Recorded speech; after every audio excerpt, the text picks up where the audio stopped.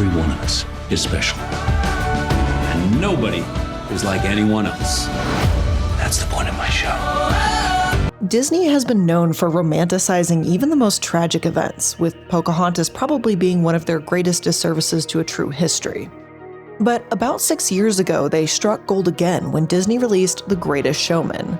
It's said to be based on the story of P.T. Barnum, the famous creator of the Barnum and Bailey Circus. In the trailer, Barnum is a down-on-his-luck guy that simply wants to make a difference. He believes he can create a show that celebrates how everyone is special. He sees all of us, even those considered as circus freaks, as human beings, and he wants to show the world how unique his talented performers are. He's going to turn them into stars. But as that feel-good This Is Me song plays, you might start to realize that Barnum isn't celebrating anything. He's simply exploiting people. Disney might want to gloss over this fact with sparkly costumes and romance plots, but Barnum was ultimately using people. So do you want to know the real story of the first performer Barnum hired? Well, he didn't actually hire her at all. He purchased the right to rent an elderly black woman, a slave, when he was just 25 years old. Barnum's acquaintance had apparently been trumpeting this woman, Joyce Heth, around Philadelphia, claiming she was the 161-year-old nurse of George Washington. Why Barnum was so interested in her? To give her a better life and show the world how special she was? Absolutely the not. I had long fancied that I could succeed if I could only get hold of a public exhibition, he reflected about his life at the time in his 1855 autobiography, The Life of P.T. Barnum, written by himself. Yeah, he literally viewed this elderly woman, a human being, as merely an exhibition. Even though slavery was outlawed by this time, a loophole still allowed him to lease her, and it was at this point that Barnum started his career in show business. Rewrite the stars, Disney? More like rewrite horrific crimes against humanity out of history. P.T. Barnum was a slave owner, or slave leaser, I guess, a supposed source of embarrassment for him later in life when he became an abolitionist. Yes, he supported equality all right, but only after a legacy of inequality and exploitation made him famous and wealthy. So let's take a deeper look at that legacy today on this episode of The Corporate Casket.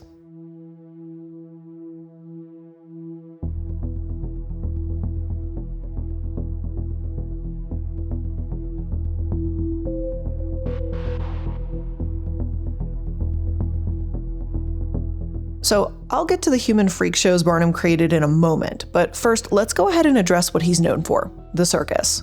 No, Barnum didn't invent the circus itself, but Barnum and Bailey is probably one of the most well-known names in that arena, also called the greatest show on earth.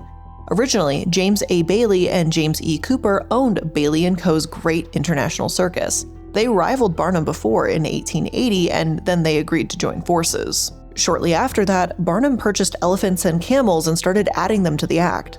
Eventually, they had another rival, Ringling, who purchased the Barnum and Bailey Circus in the early 1900s. The classic yellow and red circus that travels by train and has a whole menagerie of animals is practically just one giant Ringling production under different names, which, as you could imagine, isn't necessarily a good thing. Any poor regulation, poor practices, and poor treatment wouldn't be limited to a few big tops. This was pretty widespread. You know the expression, go run away and join the circus? It's kind of accurate because it says join the circus, not a circus, implying that there's only really one choice. And sure, I'm probably reading into that expression a bit too much, and that's okay, but the monopoly thing is kind of true. Even back in the 1930s, there was a lawsuit against the company for this, and they were fined $1,040,000, more than Ringling even paid for Barnum and Bailey itself. Ah, the good old days when fines were actually damaging to a bad business, right? Well, I'm kind of kidding, sort of. But real question here is, why does this matter? Why bother with the business side of things? Personally, I think it's the first crack into the illusion that so many have of P.T. Barnum. It's easy to see him as a genius, a master showman, a promoter, and in some cases, an inspiration. But the thing is, even when slavery was illegal and considered to be immoral, Barnum built his circus on the back of a slave, or former slave, or leasing a human. So let's not go around saying, oh, things were different back then, because even in his time, what Barnum did was pretty fucking questionable at best, to just put it mildly. Plus, even if he may have been excellent at promoting and marketing, it's because he was a businessman. And yes, that's right, he actually has a book called The Art of Money Getting, or Golden Rules for Making Money, that you can find on Project Gutenberg. In it, you'll find tips about what to wear, how you can't accumulate a fortune when you're sick, and how the closer you are to the laws of nature, the closer you are to good health. Avoid debt and perseverance, and also read newspapers. And it's no wonder we're not all millionaires. I haven't seen anyone pick up a newspaper in ages, so there you go. According to P.T. Barnum, it's because we don't read newspapers. The more you know. But in all seriousness, aside from the century-old self-help advice, Barnum's actions did have severe consequences. His greatest show on Earth led to so much human exploitation and animal death that it's impossible to ignore. I know he later became an abolitionist and endorsed the ASPCA, but it shouldn't have taken enslaving people and killing animals to get him there. I do want to give credit where it's due, and I'll say that I am happy that he changed, but it's difficult when so many people view the man he was, unchanged and all, with rose-colored glasses. And seriously, he was so horrible to animals and people that even PETA acknowledged both of those things. And while I have criticized them and other organizations for prioritizing animal rights over human lives, even PETA mentions how racist Barnum was before they talk about his legacy of animal abuse. Now you have to be pretty fucking horrific for PETA to actually do a modicum of research, just saying. But now that we've touched just a bit on Barnum's supposed genius, let's go ahead and talk about his actions, and we're going to start with the animals.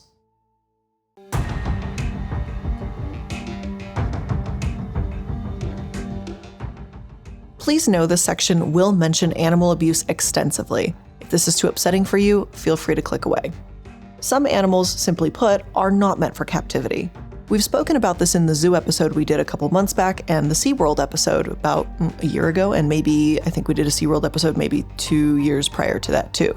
It's just virtually impossible to keep an orca happy, and frankly, I don't think we should try to. The same can be said of elephants, even though the Barnum and Bailey Circus was known for having elephants in their act, among other animals, of course. Now, the thing is, I get some people are going to say that we should judge Barnum by his time. Maybe he didn't understand that keeping elephants was abusive or what even qualified as abuse. And first of all, I don't think you understand what an animal needs and are, keeping them for purely entertainment purposes, and I think it's horrible and immoral regardless of what decade or century you're from. But secondly, Barnum actually did far worse than simply cart elephants across the world. You see, in the 1850s, Barnum hired, quote, native assistants in Sri Lanka to search for elephants. This expedition killed off large numbers according to Barnum himself, but he ended up with 11 of them. Well, 10 because one passed away on the voyage. Viewers adored them as they're huge, impressive creatures that many certainly wouldn't see in their lifetime otherwise. So naturally, crowds flocked to the elephants, and as demand grew, so did supply. But it didn't get better from there. In 1865, a fire burned down the popular Barnum's American Museum along with the animals inside. Fake mermaid skeletons and taxidermied animals were lost, but the lecture hall also featured hippos, monkeys, snakes, and a kangaroo. There were even whales somehow living in the basement of this building that were, quote, boiled alive in their tanks. Though Barnum tried to reopen it, it burned to the ground again 3 years later. So yeah, the powers that be absolutely did not want this building to exist. Now, as for how elephants were treated, the head of the company itself, Kenneth Feld, said that in 2009, the circus still used prods and restraints to handle animals as they had done for years. And if you don't know what that means, it entails striking elephants with metal-tipped prods, which Kenneth said didn't hurt them. If anything, it made the animals more hardy than the ones in the wild who might be killed during fights. Flawless logic, I know, right? How can you debate that? This battle has been ongoing for a while now, and it was only spurred on when a young 3-year-old elephant died in his stall in 1998 after performing for 2 ringling shows. The USDA has said that handlers made the elephant perform after discovering he was sick, but Ringling just donated $20,000 to elephant organizations and called it a day, a fine for operating more than a punishment. Another 4-year-old elephant died 1 year later, and the circus slowly earned itself the nickname the cruelest show on Earth instead of the greatest. Disturbing circumstances in the elephant's death were not revealed to the public, and as animal rights activists brought the circus to trial, the truth finally came spilling out. Yes, their calves had herpes. They'd been whipped and beaten, and whistleblowers stepped forward to prove it. And sure, some elephants passed before their time too, but that's apparently not abuse to them. Elephant trainers treat the babies like their children. Yes, that is a sworn statement from the handlers, and even after court, scars, infections, and beatings, the handlers still somehow had the nerve to say that they were treated like children and there was no abuse whatsoever. And As y'all know, not a fan of children. I don't really like them. They gross.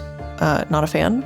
But that being said, call CPS on someone if you think that that's okay to do to children. While I do not like children, I do not want any of my own.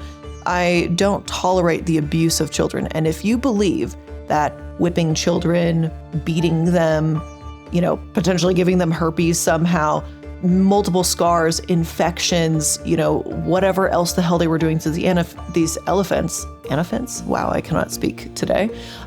If you think all of those things are perfectly okay, and that then these handlers apparently in court say, oh yeah, no, they were treated just like children, that's not how you treat a child. That's really the point I'm getting at. That is literally the farthest thing away from how you should treat a child. So if that's how you treat a child, and you're one of the handlers who said this, and you have children, CPS. Unfortunately, aside from the scars, chains, unsanitary conditions, and disease, these elephants aren't even given a proper retirement. It's not as if they can return to the jungle when they're bred specifically for ringling, after all. So the elephants go to a retirement program in Florida. Now, while there are no beatings and performances, I genuinely believe that the people at the sanctuary do care for them, but it's pretty sad to hear some of the language used to discuss them. Everything that you see now in a Ringling Brothers performance is a part of their natural behaviors. Elephants do stand on their heads. I've seen it here on many occasions. I've seen them balance on balls that they play with. Their training will continue because they're used to being around people, and you have to work with them, and they have to be used to people for us to be able to continue the valuable research. And just seriously, it's natural for elephants to stand on their heads, balance on balls, and be unable to forage for food. Is that so? I have never seen an elephant in the wild do that. I don't think I've really seen any feral wild animal do that ever. Now, maybe, and just maybe, could this be because they've been conditioned to do so since they were small, because they were bred to literally be circus performers? These elephants aren't even truly able to have a real retirement because they were always raised to be performing. So those that aren't standing on their head may exhibit symptoms of depression, aggression, or even PTSD after a life of confinement and isolation working for these circuses, or I guess this circus.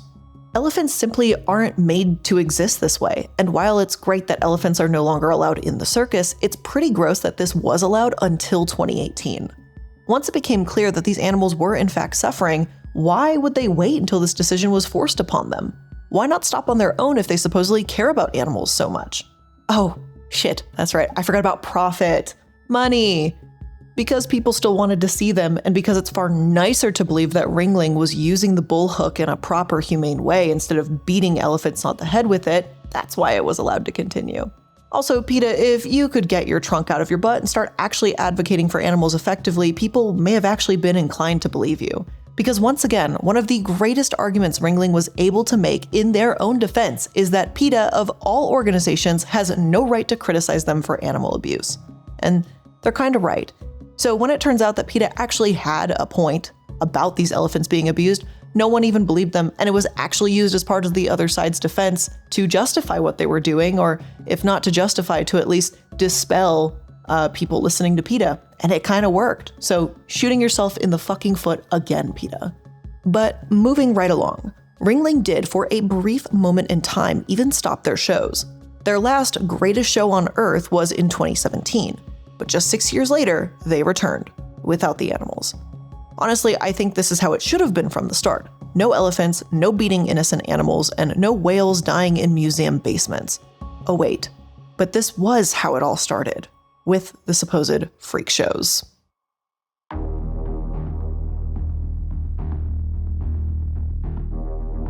Before Barnum Circus grew into a feat of performance art with a trapeze, comedians, and all these other incredible acts, the circus was nothing more than, well, people gawking at so-called freaks.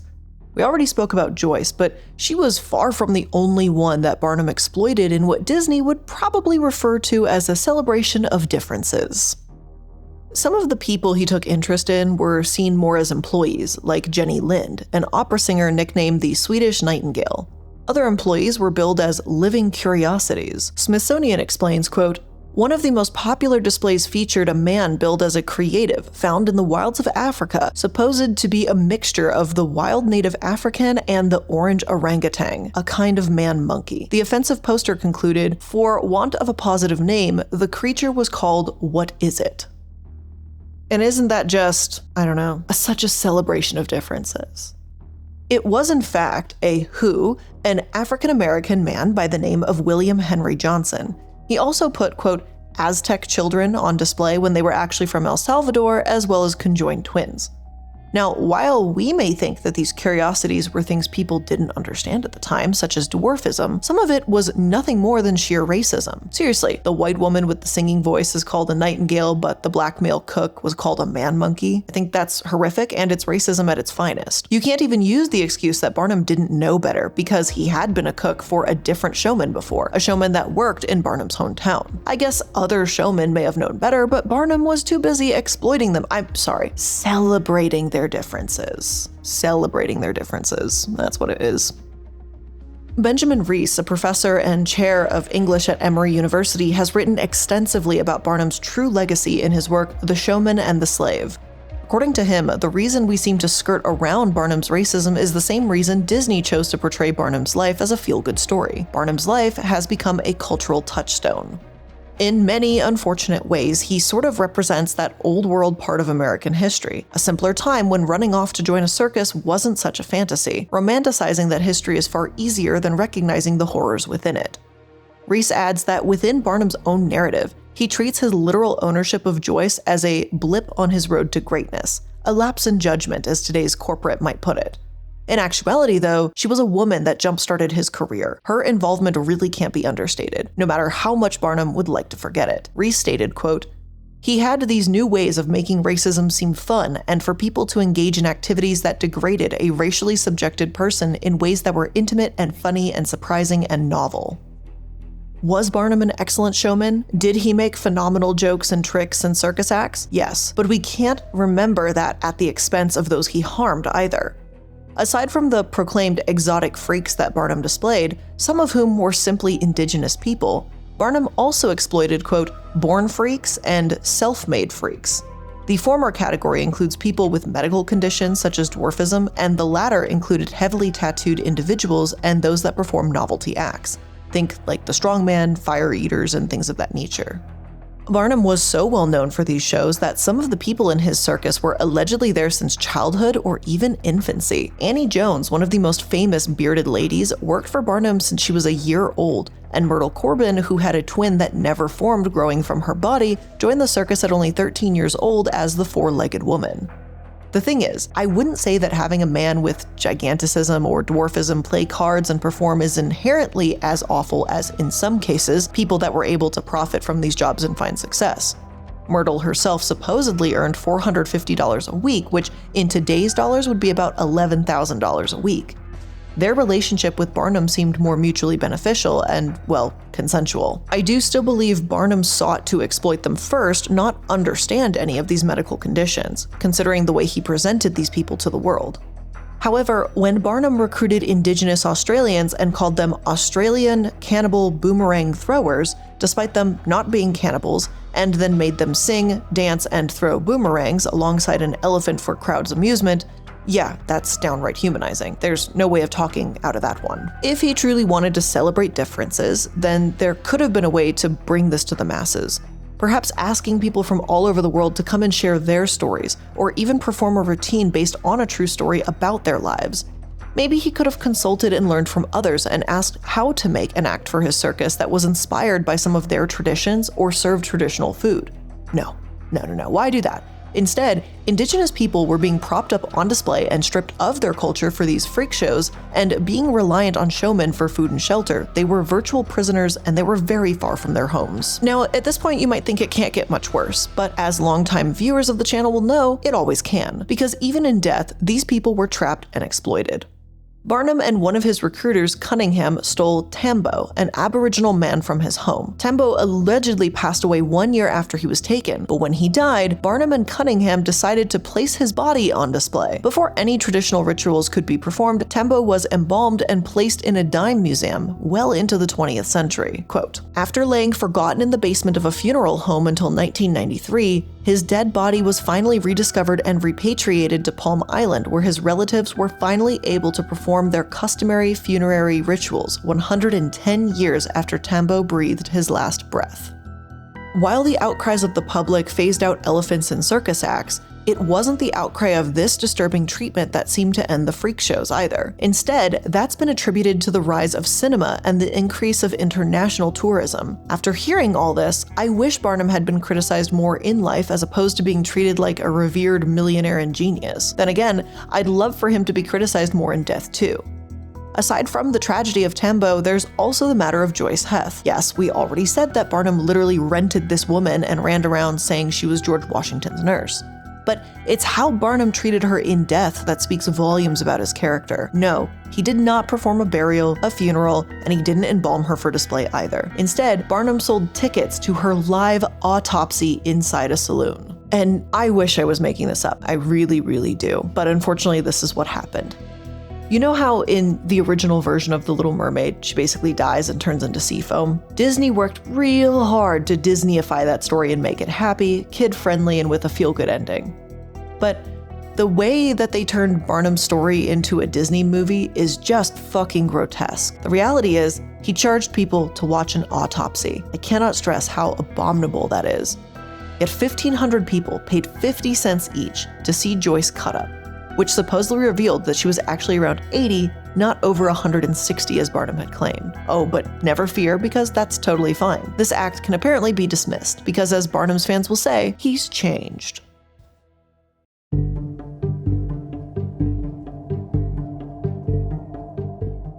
Owning slaves is wrong, and slavery itself should be abolished. Bold words coming from Barnum, who charged people to see his rented person's autopsy. But these words came from him all the same. Now here's the thing, I am genuinely all for second chances. That is, if someone is willing to admit they did wrong in the first place. But Barnum didn't do that. He didn't look back on Heth's situation and say, wow, I was a total jackass. I want to stop this from happening in honor of Joyce. And maybe, just maybe, I would at least be able to end this episode on a somewhat positive note. Positive would be a stretch, but at least a less disturbing note. But that's not what happened. According to JSTOR Daily, quote, Barnum mostly glosses over the tour with Heth, ending with a quick mention of the autopsy and shrugging it off by saying that this dark subject will probably always continue to be shrouded in mystery. Barnum, you can't go around claiming to be a staunch abolitionist but refuse to condemn yourself for owning an actual human being. Also, what mystery is exactly there? He paraded around an 80-year-old black woman, working her 10 to 12 hours a day to help make his fortune, then made another small fortune on her autopsy. Where is the mystery in that? There's nothing mysterious. That is pretty black and fucking white. Congrats, I guess we solved the fucking mystery today. The mystery of your missing integrity. And please, no, do not give him the benefit of the doubt that he started campaigning after this and owned up to his actions later. I checked. He doesn't deserve that kind of leeway. In 1865, he accepted a nomination to the Connecticut legislature, and he kept releasing updates of his memoirs long after that. The one we just quoted was one from 4 years after his acceptance. So slavery is wrong when everyone else does it, but if Barnum himself did it and made millions, then it's just a spicy mystery.